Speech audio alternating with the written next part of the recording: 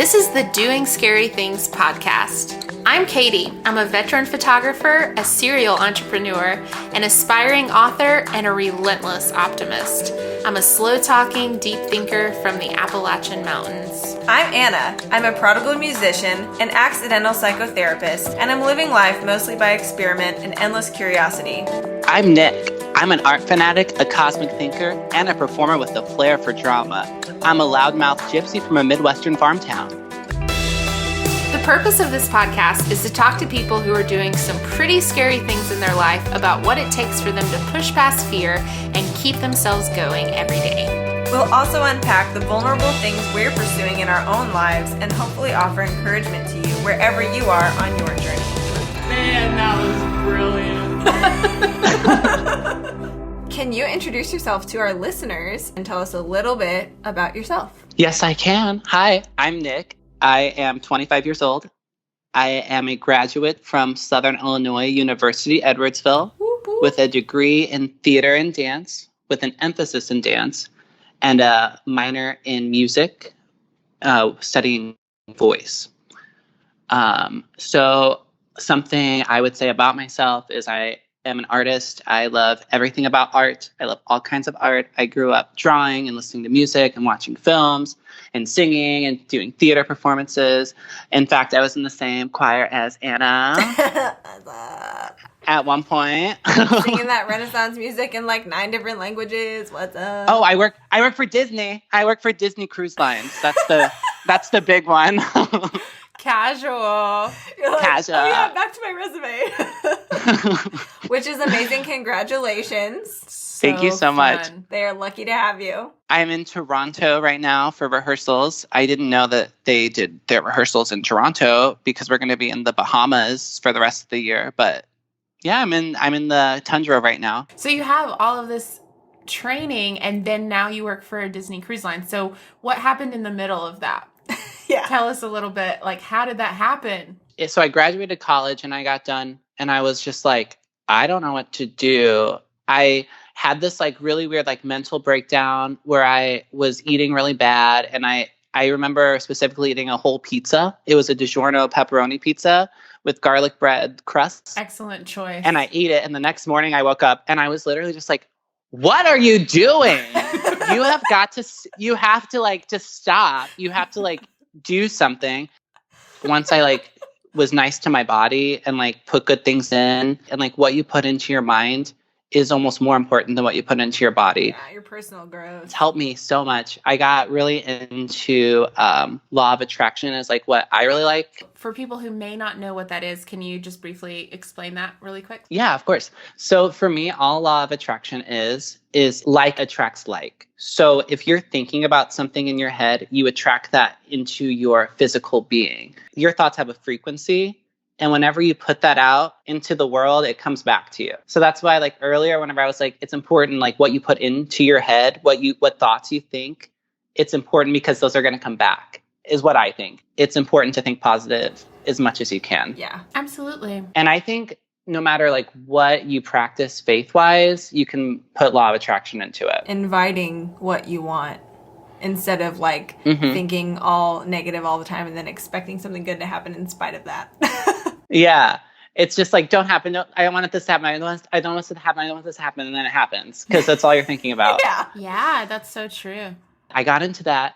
And then things just started happening. Like I was taking class at this dance company in St. Louis. I was just taking ballet class there in the morning. And then they like emailed me one morning and they were like, we'd really like it if you trained with us next year and you became a trainee with us. So I was a trainee for like a professional dance company in St. Louis, which was like so cool. So I moved to St. Louis. I was dancing for the company and everything was like chill and I liked it. And then my friend Brianna was like, yo, Nick, do you want to move to New York City with me? And I was like, I don't know if I can do that right now. And then I was like, well, let me think about it. And then I said, like a few days later, I was like, if you don't move to New York City, you will regret that every single day that you're not there. Yeah. You said that to yourself? Yeah. Yeah. I straight up was just like, if I don't make this move now, when is it ever going to be this easy to move to New York City? I literally have somebody on FaceTime with me saying, do you want to move here? With me? Yeah. We have a room. You know me. We went to college together. We danced together. We partnered together. We're friends. We're cool. We get each other. Yeah. Do you want to move in? When is it ever going to be that easy? Yeah. So I said yes. After like a few days of thinking, I never visited New York City, which is really funny. I never visited there. I was just like, yeah, I'll move there. That's a valid perspective of like, when is it ever going to be this easy to move to New York? Yeah.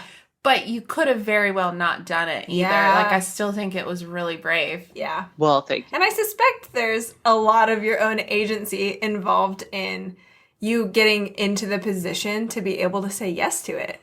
You know, to even have someone ask you that question. Like, you weren't just some schmuck on the street. You were like all of those things to her that you just said she was to you. You had been roommates and partners and you danced together. You know, like, you participated in all that and set it up for yourself too. So I think that's really worth mentioning. Yeah. You know, the thing is, she moved to New York City a year before I moved there. And there was people who were like, just like mad jealous of her and like cut her out of their life. She's like my sister. I literally called her that while we were living together. I was like, you're my sister. I love you. But people are mean to her because she lives in New York City. She's a professional dancer there. She is brilliant. She's a kickboxing instructor. She's dedicated her life to her fitness and her art. And I respect her so much. And people who we went to college with have been nasty to her and jealous of her and like kind of try to tear her down. And it's so silly to me because I'm like, if somebody's in a position that you want to be at, why wouldn't you want to be cool with them? Why wouldn't you want them to like not be able to help you? Like if you want to be in that situation, you know what I mean? Yeah. Also just, you know, recognize that she took a risk, you know, and like be happy for that in itself. But yeah, absolutely. Like now she invited you into that as well.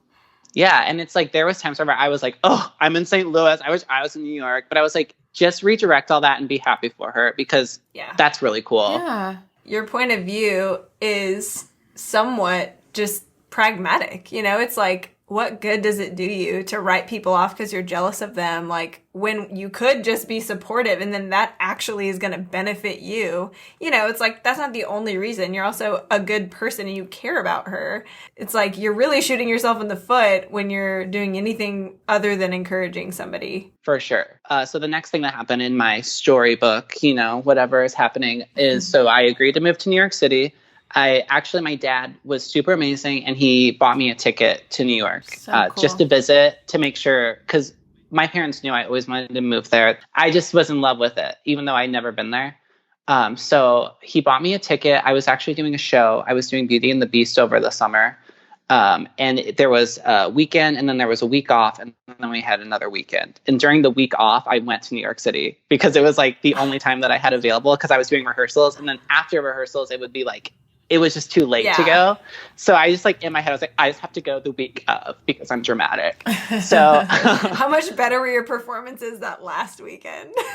You know what? They were great because I saw Frozen on Broadway while I was there. So it was cool to see like the Disney highest caliber performer and then do like, you know, I mean, I did Lumiere and Beauty and the Beast. So that's perfect. It was great. That's like my favorite role I've ever done. But anyways, so I went and then I came back home and I was like, I'm doing it. I'm moving. And then I moved and this is the best part. Oh, wait, I have to go back. I'm sorry. This is almost the best part. So whenever I went to New York City for the first time, I met an angel. So I got off the plane and I had a suitcase with me. And I literally walked out of the terminal and I just saw I was just in New York and I was like, I don't know what to do right now. Yeah. I was like, I literally have no clue what to do. I've driven everywhere my whole life. I'm like, okay, well, I have to buy a Metro card. I have to like get on a subway. I was like, because I got to get to this place. And my friend Brown was like, just get on like Apple Maps and just put in where you want to go and then go to the transit section. It'll tell you step by step what to do. I was like, okay, perfect. So I do that. And then I think it's like how you do like whenever you're driving, how you can like, it's just a different format than whenever you're driving. Yeah. So I was using it as a driving one. And I was like, why is it giving me all these different options of what to do? Like, I don't know, like what's happening. And so I'm like, hi to just like some lady standing there. Don't know what I'm doing right now. Could you help me? And she's like, she's like foreign. She's like, what train are you trying to get on? What train are you trying to get on? I was like, well, I don't know because my phone here, it has like 5 different options. I don't know what to do. She goes, we have to pick one. Which one do you want to do? I was just like, I was like, okay, like, I'll figure it out. Thanks. And then like, I like went up to the machine and she was still following me. She's like, so what'd you do? I was just like, I don't know what to do. I'm going to die. Here we are. And then this lady, like, I don't know where she came from. She had red hair and she was beautiful and nice and kind. And she was just like, so, are you okay? I guess I looked like I was crying or about to freak out. I was like, I just have never been here before. I don't know what I'm supposed to do. I have this suitcase here. I have money. I'm not asking for money. I just don't know what to do right now.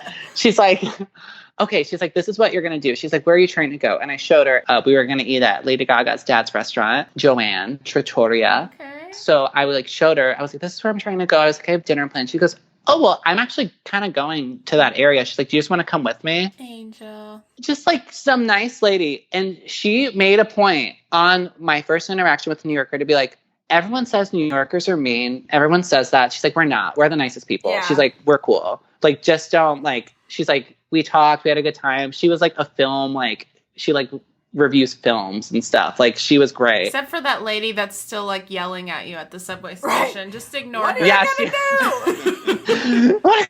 You like hear her voice in your dreams. Which one are you gonna pick? Yeah. That's so nice. Yeah, so I decided to live there. Yeah, that angel lady sold it for you. Yeah, so then I moved there, and now I have 2 suitcases. And I'm like, well, I know how to get on the subway now. Like, all you have to do is take the Q70 bus all the way to this stop, and then you get on the subway, and you transfer just 2 stops. I'm like, I got this. Yes. So I was like, you know what, Nick? What is the hardest thing you can do right now? What is it? And that would be take both of your suitcases and your backpack during rush hour New York City time and go on the subway during that time and then get on a bus and then take another subway. So you're up for the challenge. I was just like, you know what? If you can do this, you can live in New York City. Yes. I love it. And I did it. I did it. Yes, we applaud you. Awesome. We applaud you. The next thing that happened that is a bullet point is my friend Brian, who also went to college. He texts me. I get in. He's like, hey, I actually want to go to this audition in New York City. It's for Disney Cruise Lines. Do you want to come with me to this audition?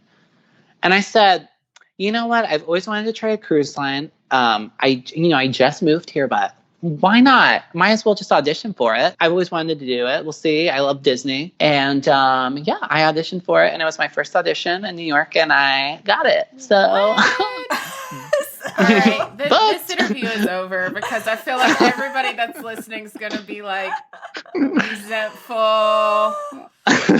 They're all going to want to be your Well, it could never go this smoothly. How is that possible? Okay, so let me tell you how it's possible. I can't tell you how. But for me, what I feel like whenever I look back, every moment that I removed resistance from my path, I'd always wanted to move to New York City, right? I was like, I want to move there. I want to move there. I want to move there. And then I moved to St. Louis. And I was just like happy living there. And it was like whenever I stopped thinking about it all the time, it fell into place. Yeah. I always wanted to be on a cruise line. That was something else in my head. I was like, I've always wanted to do that. I move away to a city, I'm not thinking about it. And somebody's like, you want to audition? And I'm like, yeah, why not? And it's like whenever you don't have resistance about something, or you're not thinking about what if it doesn't happen? Like, what if this doesn't work out? Because that's something I've dealt with where if I really, really, really want something and it doesn't work out, you know what I mean? It hurts so bad. Yeah. But if you don't really if you're just like dancing through life, you know? Well, what I would add to that is you also took the steps, you know? So you shared that when your friend invited you to move to New York, your first reaction wasn't a yes. Your first reaction, and I think a lot of people can probably relate to that, was like, well, I don't think the timing's right, or I don't think I could do that. But you did it, you know? And I think that's so huge. And you went to the audition. You could have said, like you're saying, oh, I've always wanted to do a cruise line. Like, I'm so scared. What if I fail? Like, I don't know. Maybe I'll do the next one.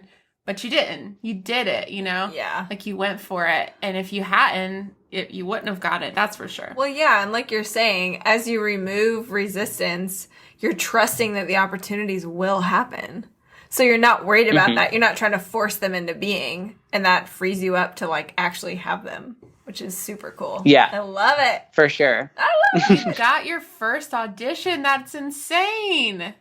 It's literally so crazy. Was there like a lot of downtime between the audition and when you found out you got it? Like, did you audition for other stuff after that? I was working at Cheesecake Factory for 2 years in St. Louis prior. And I only say that because it is honestly one of those things that I didn't like doing the job, but like looking back, I'm so grateful for that job because they allowed me to transfer my St. Louis location to the New York City location. So I had a job whenever I got That's awesome. to New York City, which is like the hardest part is just like having a job, but I didn't have to worry about it. I was just like, I just had to worry about everything else. Like, so Yeah. that's all, just everything else. Yeah. But I mean, wouldn't that be that's awesome. the number one barrier for so many people? Like, well, how can I just pick up and move somewhere? I don't have a job there. And that's really smart. Like, that's a way to do it. Mm-hmm. You know, it was just a serving job, but at the same time, I got to move, and I could honestly, like, if I ever wanted to go back to the company, they would hire me back. And it's like a job security thing. Yeah. That's great. So I actually got an email from Disney asking me, and my parents were actually in town whenever it happened, visiting for the first time. Oh. I was sitting in my like living room, and I was like, you guys, something crazy just happened. I was like, Disney just emailed me. Mm-hmm. And they're like, do you want to be a performer/dancer for Disney Cruise Lines? And I was like, I don't even know. What do I even say? I was like, help me construct this email back. Yes. I'm just like, so that was really cool that my parents were there. That's Awesome. amazing. I'm sure they were so proud. Yeah. Can you tell us a little bit about what the audition itself was like? How scary was that? What was going through your mind? Do you know what? So they had us do this like super simple combo. It was like jazz squares and like a little bit of like grapevining, and they just want to make sure you can move, and then they cut people from that because so many people come to the audition. They actually said 3,000 people auditioned, and then they picked 22 people. Wow. It is really exciting. So then they did a harder audition, and then from that they did another cut, and then they did like a harder combo that was technical dancing. And then I was there the whole time, and they like took my picture and stuff. So again, what was going through your head during the audition? Did you feel pretty confident? What were you thinking? Well, it was the week after I got there. I was on some like different level. I was like, I'm in New York City auditioning. I mean, moving to New York City had been like my dream forever. And I'll tell you this, I was going to share it later, but I'll share it now. I found this note in my like room whenever I was cleaning it out. And it was like, where do you want to be in 10 years? And so I would have been like 15 at the time. I'm 25 now. So this was about the right time span. And it was like, I want to be in New York City pursuing my dreams. I didn't say I want to be on Broadway. I just said I want to be an artist in New York City pursuing what I want. I love that. As long as my intention was with art, I knew I was fine with that. So it's crazy. That's like what was going through my head is, I can't believe this is my life right now. Mm-hmm. I just remember being on the subway and going to this audition and being like, this is so cool. I just went to the audition. I was like, just do the best you can. And that's honestly, I feel like if you have that during auditions, just do the best you can and don't think about everyone else. That's what I've learned the most in the last few years, becoming a dancer. I never danced before college. That's something else. Yeah. I took my first dance class in college. Something I had to learn is if you look at everyone around you and you compare yourself, it's just going to like eat you alive. You just have to focus on yourself and how you can be the best you can be. Well, and I have a question about that too, because I know enough about the world of dance to know that if you don't start when you're like 3, people tend to not want to take you seriously, right? So was that a lot of opposition for you? Yeah, becoming a dancer in college was probably one of the hardest things I ever went through. Doing theater performance, because it's a combined department, we had to take a dance class. If you were a dance person, you had to take a theater class. Gotcha. You just have to, your first semester. So I took Dance 114, Fundamentals of Movement, and I met one of the most influential people I've ever met in my entire life. She was the teacher. Her name was Diana Andrews. Her name is Diana Andrews. She's still with us. Still with us. Thank goodness. I texted her a few days ago. She's doing great. I think she taught us ballet first and At the time, I was super obsessed with the movie Black Swan, and I still really love that movie. After I saw that movie, I was floored. I was like, this is the best thing I've ever seen. Watching it now, it's not even the best ballet ever or anything. It's just dramatic, which is fun. It was also on my list of things I wanted to do was take a ballet class, just simply take a ballet class. And I took that first ballet class, and I remember doing my first plie, and I was just like, this is so it just doesn't look like it's supposed to be so easy, right? Ballet ain't easy, I'm gonna tell you that. Right, it looks so graceful, but it's I've never thought it looked easy, just for the record. No. So I took that first class, and then I really loved the teacher, and I really loved dancing, and I specifically really loved taking ballet class. I was like, this is so cool. This is a whole nother realm. I just loved it. And so she actually had her own studio. I was 19 years old, and I went to Ballet One at this studio. So I was with first grade girls. oh my God. In class. No way. Yeah, for sure. I remember a little bit, my gosh, I can't believe I'm doing this, but I just knew I liked doing it, and it felt good. And I was just I just want to be good at this. That's amazing. That's so cool. I really like this. And so then the next semester, I started looking more forward to my dance classes than my acting classes. And then I was just like, Nick, just be a dance major. You can do it. Just do it. My first semester was really difficult. My whole first year was really hard. And I was just I don't know if I made the right decision. I just am an artist, and I want to be able to express myself in any way. Yeah. So if I want to sing a song, to express that, I want to be able to do that. If I want to go into a dance studio and improv and feel my emotions through my body, I want to be able to do that. And so I became a dancer for my art, because to me, that's the most important thing I can do for myself is to become a good dancer. Yeah. Because at the time I wanted to be a triple threat. I wanted to be a good actor, a good singer, a good dancer. And I wasn't a good dancer. So what am I going to do? I'm going to focus on being a dancer. That's interesting that for you, it came from desire to be able to fully express yourself. You're like, what am I lacking? How can I add that in? I actually didn't know that that you took dance with little tiny children, and you were just, whatever, I'm doing it. That's amazing. I had never heard that part of the story before. But I think that's really incredible, because I think a lot of people, if they feel like they're behind or something, oh, I didn't start early enough, so it's just not in the cards for me. You just smashed that whole paradigm of thinking by being in a dance class with first graders. Yeah. Because who cares? Whose opinion matters about that? Yours? I mean, first graders? do you really, do you care what the first graders are saying? No. Exactly. Do I want to get out of this Ballet One class, though? You better believe right. I want to move on. Totally. I don't want to be in this class anymore. Yeah. You better get good. Yeah. Well, I'm not the best in the class, but I'm close. Yeah. I mean, literally, I remember taking class and being done and be like, yeah, I was the worst one in the class. I remember thinking that. My friend Brian was dancing before I did, and he went to SIUE as well. And he was in the dance department. And he said to me, he told me, yeah, whenever I saw you dance for the first time, I literally said, he's not going to last. He's a joke. And that's a friend of mine who told me that, now. He's like, yeah, I saw you dance, and I was just I don't know what this guy's doing. He's a hot mess. Well, you know what? It doesn't matter what other people think of you. It matters what you think of yourself. Everybody's a hot mess when they start. Yeah.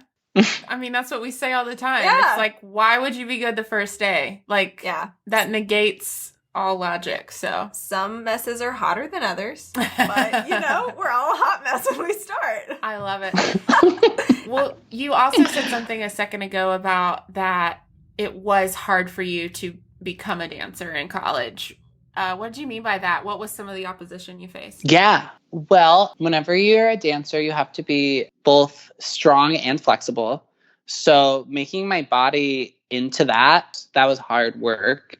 And it's something I still feel like I'm working on. Because if you look at the New York City Ballet or the American Ballet Theater, if their bodies, for instance, they're another level. Dancers always compare their bodies to other dancers, Yeah. Another thing that was really hard was I literally never took a dance class. So whenever they would tell me to do technical terms, do a pas de bourrée, I literally didn't know how to do a pas de bourrée. I didn't even know what that was. Yeah. And so it was learning a whole vocabulary. It was getting a whole different view of my body and a whole different awareness of space around you. Yeah. Also, it was a whole thing in my head of I didn't call myself a dancer, even though I was a dance major for a while. I was I'm a singer. I'm an actor. I was like, I'm learning how to dance. Yes. I relate to that. People would be like, you're a dance major. You should be good. I'm like, I'm learning how to dance. That's why I'm a dance major. Yeah.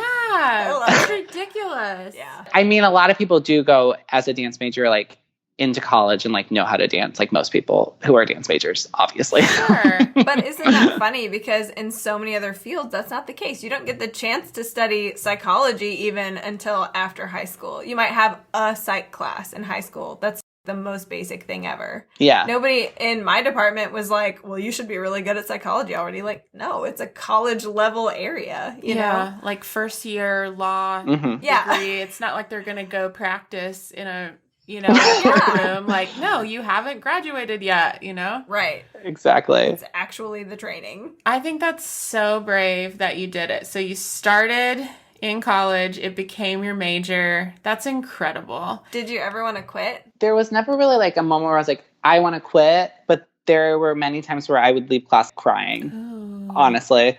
I remember like this specific time, and I was taking class, and I was in like ballet 3 at this point. I was with maybe like the 5th graders or 6th graders or 7th. I was with When them. they're starting to get mean.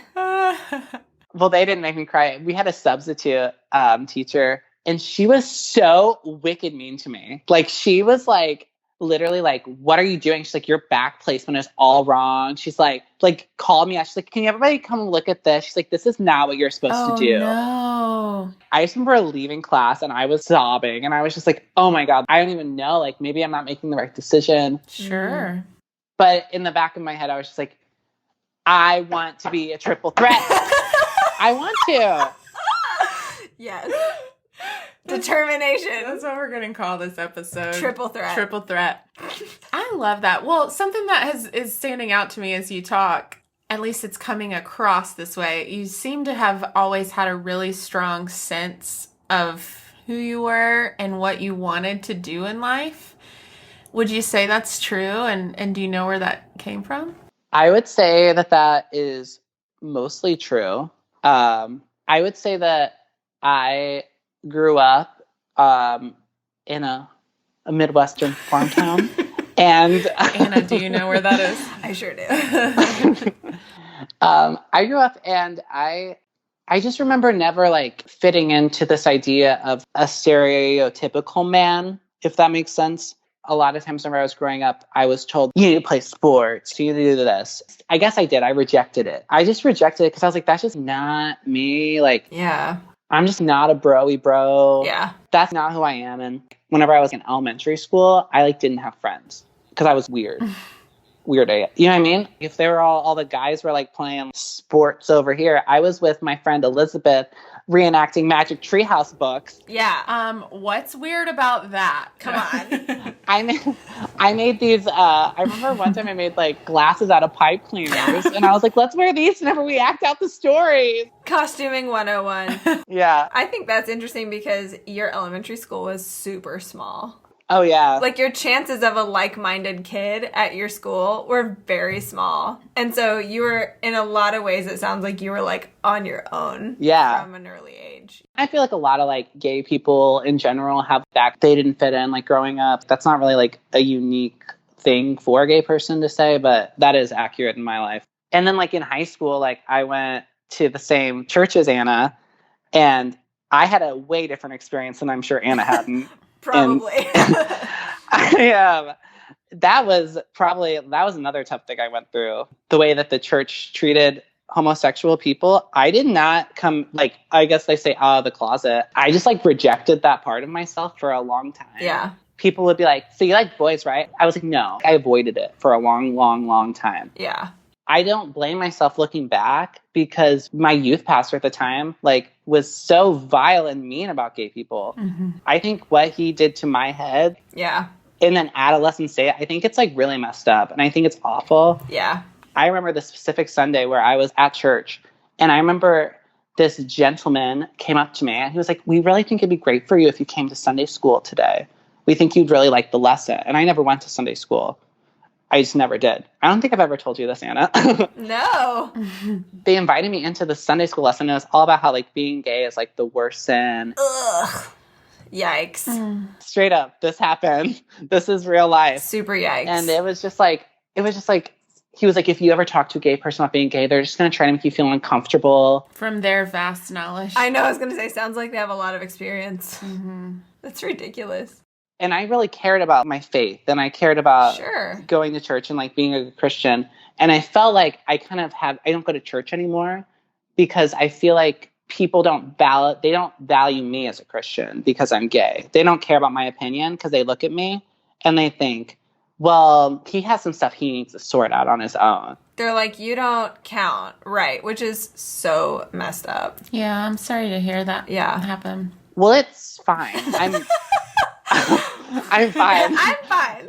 I'm really okay. I'm just like sharing, like, that is something I went through. That's a hardship. Unfortunately, because of those things you went through, you probably did have to get a lot bolder in maybe even like standing up for who you were. You know, I love that you didn't just bury it or put it aside or, you know, whatever. I'm going to be honest with you. Going to a very liberal college, I didn't really have to come out of the closet, sweetie. It was just like, they were just like, you're one of those gays. It's fine. You're cool. We like you.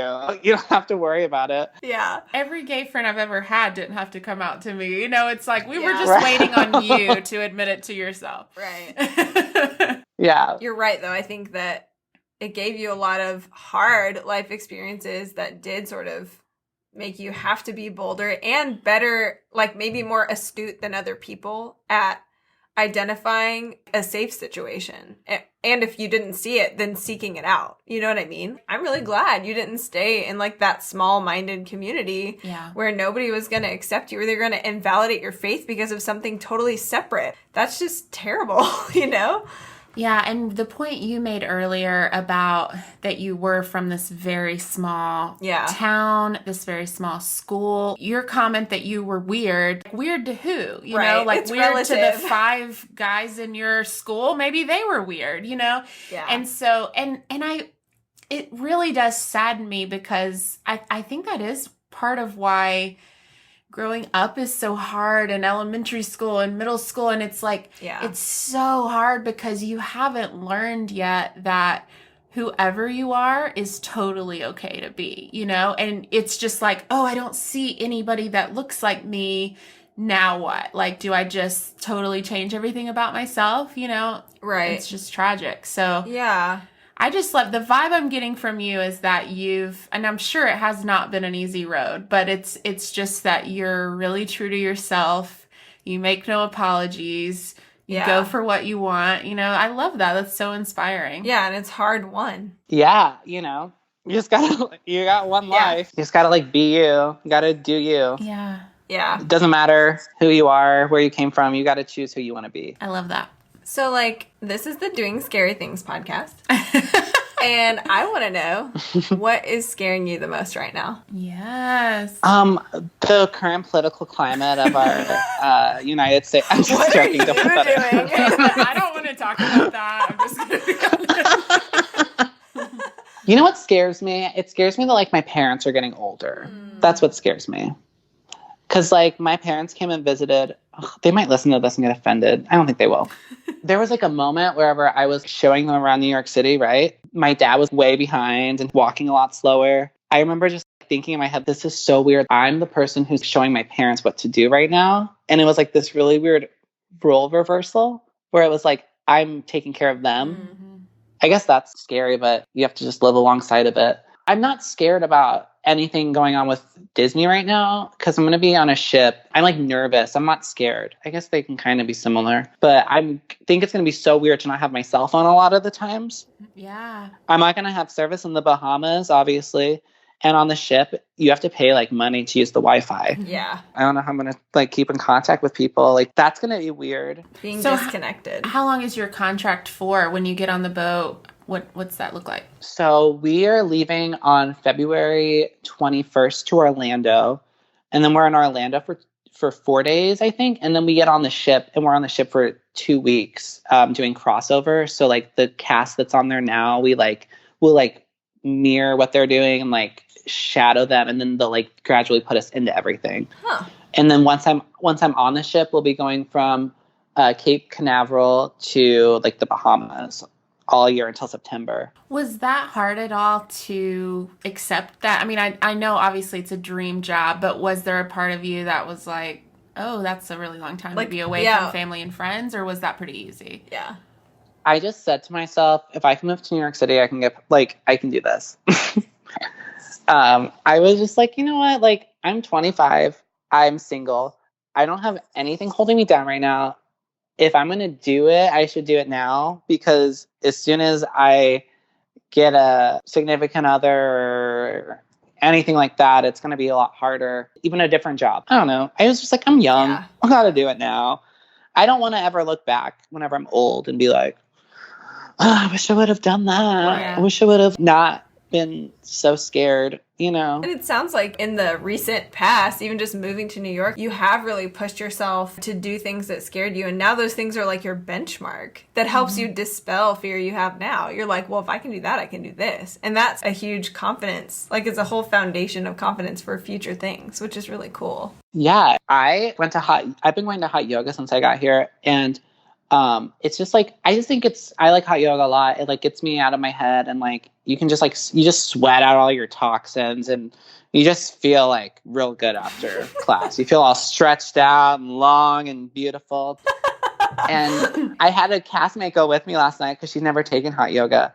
And she was like amazed, because it's like a 20-minute walk, but I just don't think anything of that because, you know what I mean, living in New York City, you just walk a lot. And I remember, like, she was like, I can't believe you do this walk by yourself all the time. This is like a lot to do by yourself. It's something I don't even think about. It's something that New York City's helped me do. I can be independent. Yeah. I can literally do things by myself. I used to get like mild anxiety, like going even to go eat by myself. And now I'm like, honestly, sometimes I'd rather go eat. Yeah, for sure.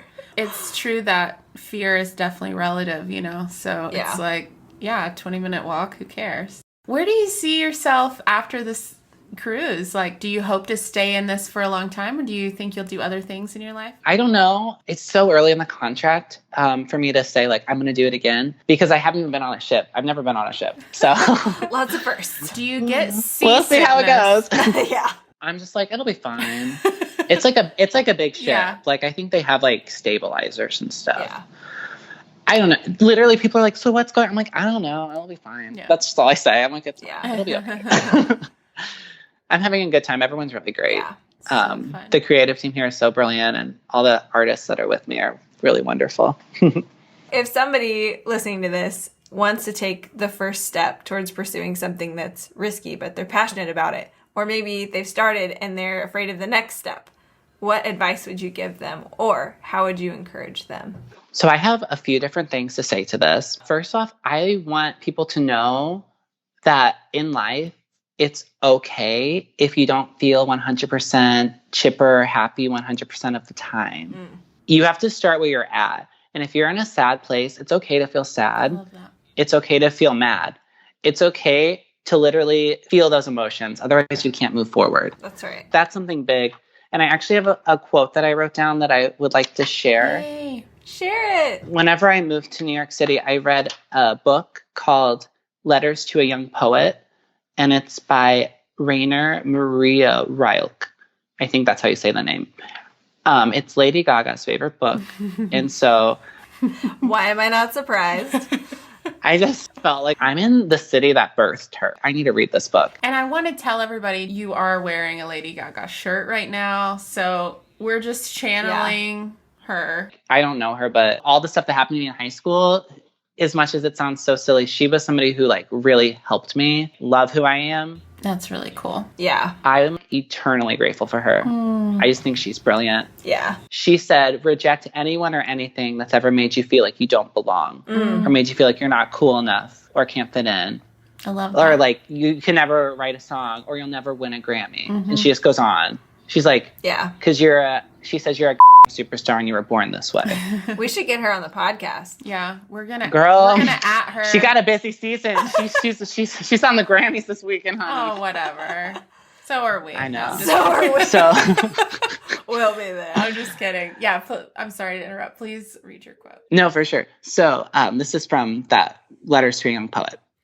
Before all beginning, and I want to beg you, as much as I can, dear sir, Be patient towards all that is unsolved in your heart and try to love the questions themselves. Beautiful. I love it. And then I'm going to share one more because I wrote down like a bunch of quotes from that book. Because that book, whenever I got to New York, it was just like, I felt like such a like artist. It's like, I'm an artist. You gotta like read this book. So here's another really good one that I enjoyed.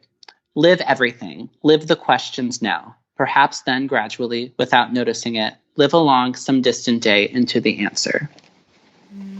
Love it.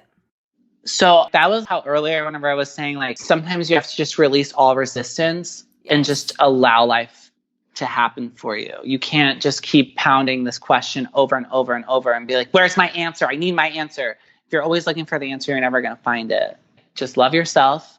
Know that you're enough. Everything that has happened to you up until this point is going to help you along the way.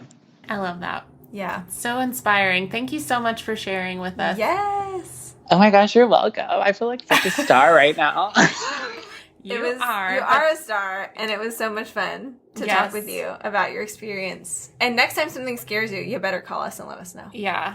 I mean, it doesn't sound like much does scare you, though. So. Hey, it'll be something good. I have been told that I'm a fearless person. But that doesn't mean you're playing it safe either, so. Yeah. No. Do you want people to connect with you online, or would you rather not? Oh, yeah. Follow me on Insta.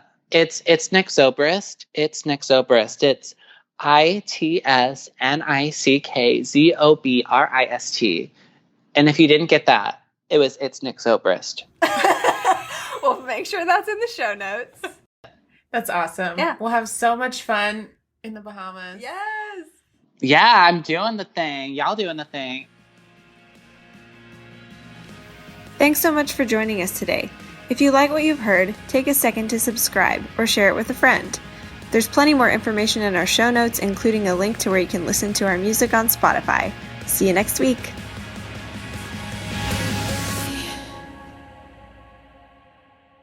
I almost just said, hi, I'm Nick. I'm going to be your server today. That's messed up.